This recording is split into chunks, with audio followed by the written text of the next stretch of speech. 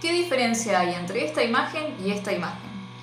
Una es el San Pedro de Arnolfo di Cambio, una escultura que es venerada constantemente por los feligreses, por lo cual ha ido perdiendo la superficie, la textura con la que estaba formado el pie, el volumen, y ha quedado completamente lisa y plana.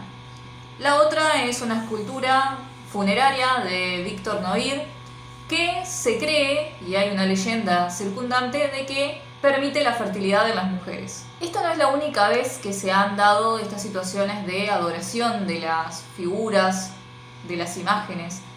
Tenemos como evento ejemplar la Reforma y la Contrarreforma, donde la Iglesia protestante se va a separar por cuestiones ideológicas de la Iglesia católica, y una va a decidir rechazar las imágenes, mientras que la Iglesia católica va a usar el arte como bandera y propaganda religiosa. Pero incluso antes de esta situación ya hubo una pelea con bastante repercusión y víctimas por las imágenes, y esa fue la pelea entre los iconoclastas y los iconódulos. En el siglo VIII, en el Imperio Bizantino, vivió una de las mayores crisis culturales de la historia, la querella de las imágenes. De un lado, los iconoclastas, que destruían las imágenes sagradas por considerarlas una forma de idolatría. Del otro lado, los iconódulos, que las defendían como una forma de conexión espiritual. Hoy, en plena era digital, las imágenes vuelven a estar en el centro del debate. ¿Es arte lo que genera una IA? ¿Es copia o es creación? ¿Deberíamos temer el poder de las imágenes o defender? Durante la Edad Media hubo un conflicto entre los iconódulos y los iconoclastas en el mundo cristiano. Los iconódulos defendían la veneración de las imágenes religiosas, mientras que los iconoclastas se oponían a esta práctica. El término ícono se refiere a una imagen sagrada, generalmente de Jesucristo, la Virgen María, los santos u otros objetos sagrados.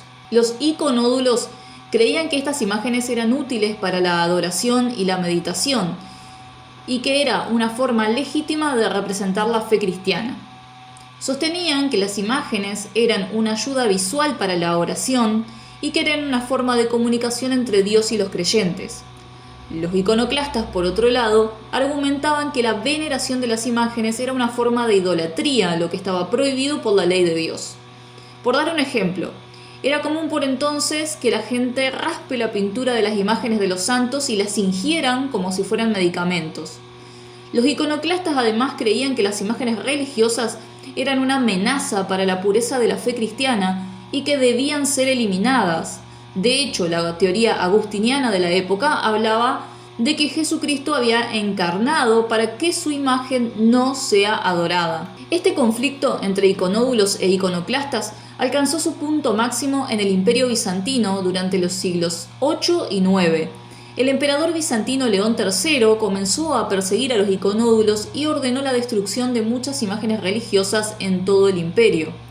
Su sucesor, Constantino V, continuó esta política y convocó un concilio en 754 para declarar la veneración de las imágenes religiosas como una forma de herejía. Sin embargo, en el 787, el segundo concilio de Nicea revocó la decisión del concilio anterior y declaró que la veneración de las imágenes era una forma legítima de adoración.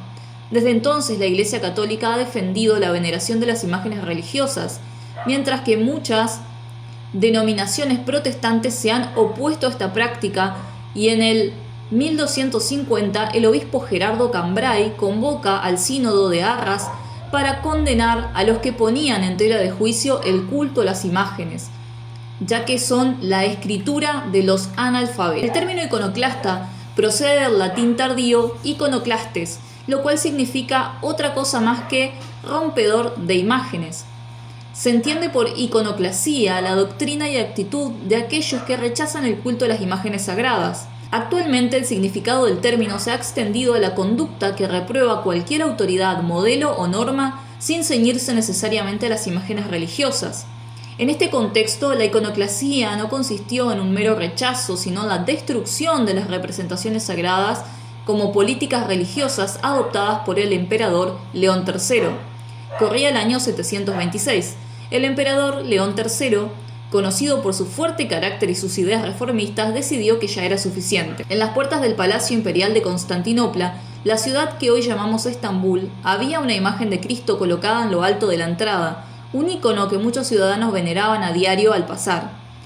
León, convencido de que el culto a las imágenes era una forma de idolatría que debilitaba la fe, dio orden tajante de retirarla. Pero lo que parecía una simple decisión administrativa se convirtió en una chispa que encendió una revuelta. Cuando los soldados imperiales intentaron desmontar la imagen, los vecinos del barrio, en su mayoría mujeres, comenzaron a gritar, a protestar y a actuar. Algunas, según las crónicas, subieron a los tejados de sus casas y comenzaron a arrojar tejas sobre los soldados. Una mujer llegó a matar a uno de ellos con un golpe certero desde arriba. El episodio fue tan impactante que se convirtió en símbolo de resistencia popular a la política iconoclasta. La imagen fue retirada, sí, pero a un precio muy alto: sangre derramada, tensiones crecientes y una ciudad que se dividía no solo entre la fe y la política, sino entre lo que se debía ver y lo que debía desaparecer. Este hecho muestra que las imágenes no eran simples adornos, tenían un lugar profundo en la vida cotidiana, en la fe del pueblo y en su identidad visual. Tocarlas era tocar el alma de la comunidad. De hecho, esto pasó con la Virgen de la Macarena en Sevilla hace muy poco, que el especialista Antonio García Villarán lo explica perfectamente en su video, que seguramente lo conocen más a él que a mí, así que lo pueden visitar. Este emperador se hizo con el trono en el año 717 cuando marchó a Constantinopla contra el vigente emperador Teodosio III. León, el Isaurio, consiguió el mando del ejército de Oriente en tiempos de Atanasio II, antes de ser depuesto y reemplazado por el mencionado Teodosio. Como emperador, León resistió un importante asedio árabe y afianzó su posición en el poder, acabando con la inestabilidad procedente. Ante esta situación, el emperador León III quiso hacer efectiva su intención de purificar la vida religiosa, considerando el culto a las imágenes como una práctica idolátrica que otorgaba a las mismas imágenes un valor sobrenatural. Los íconos llegaban a convertirse en una suerte de objetos mágicos con cualidades milagrosas propias, en lugar de considerarse meras representaciones para la adoración de la verdadera y única deidad. Por consiguiente, en el año 730 se promulgó un edicto por el que se prohibía los íconos y se destruyeron los existentes. Apoyándose en la tradicional oposición a la idolatría, los soldados entraron en las iglesias y destruyeron los íconos. El término castellano ícono tiene un origen más venturado, puesto que no pasa por el latín. Según la RAE, procede del francés icon, y este del ruso icona, y este sí del griego bizantino eikon. Su sentido estricto hace referencia a las representaciones religiosas de las iglesias cristianas orientales, principalmente de pincel, relieve o tabla pintada mediante técnica bizantina. Como es de esperar, la reacción popular no tardó en llegar.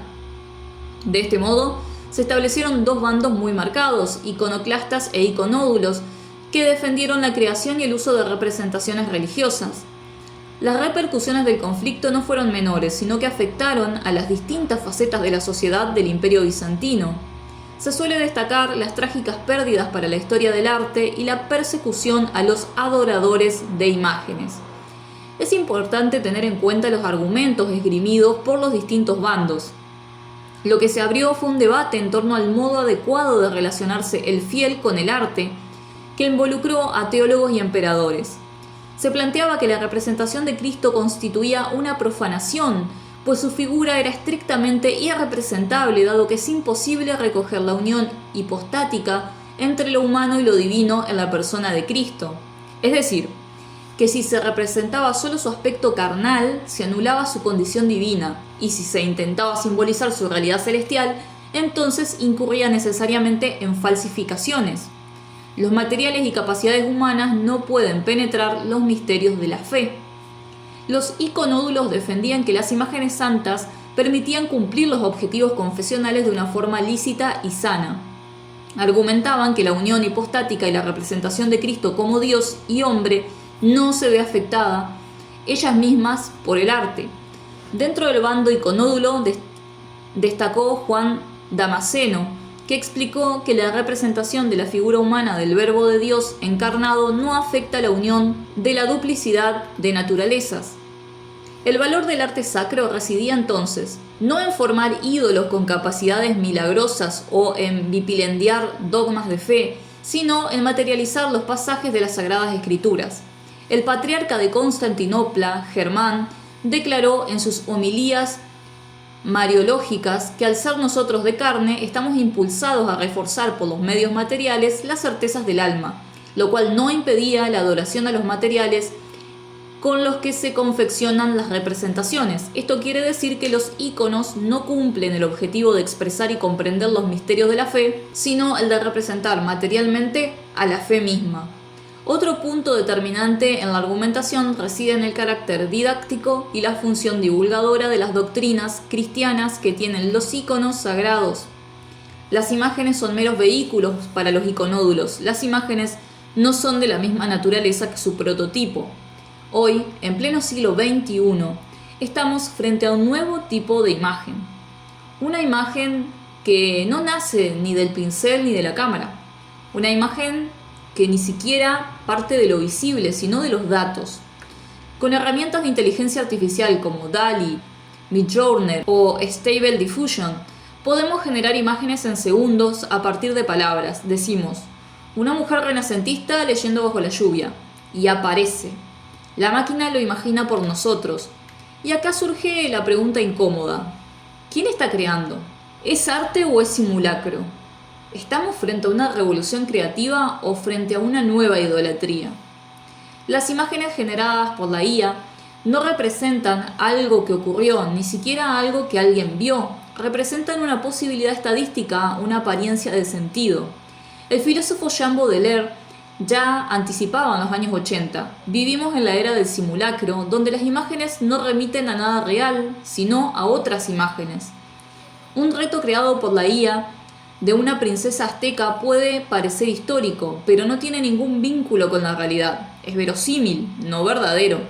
Estamos ante una nueva forma de iconoclasmo digital, una imagen que ya no necesita referentes. ¿Es un ídolo vacío? ¿O es más libre que nunca? Por otro lado, vivimos también una especie de nueva iconolatría. Las imágenes generadas por IA nos hipnotizan, son bellas, detalladas, infinitas. Hay quienes ya utilizan IA para diseñar películas, videojuegos, retratos familiares de personajes ficticios o incluso nuevas versiones de obras clásicas. Como los iconódulos del pasado, muchos defienden que estas imágenes también pueden conmover, comunicar y conectar, incluso si nacen de una máquina. Lo que vemos hoy no es muy distinto a lo que ocurrió en el siglo VIII. Entonces, se debatía si una imagen podía representar lo sagrado. Hoy discutimos si una imagen puede representar algo real. ¿Puede una IA hacer arte auténtico? ¿O estamos adorando apariencias vacías, como espejos que solo reflejan nuestra obsesión visual?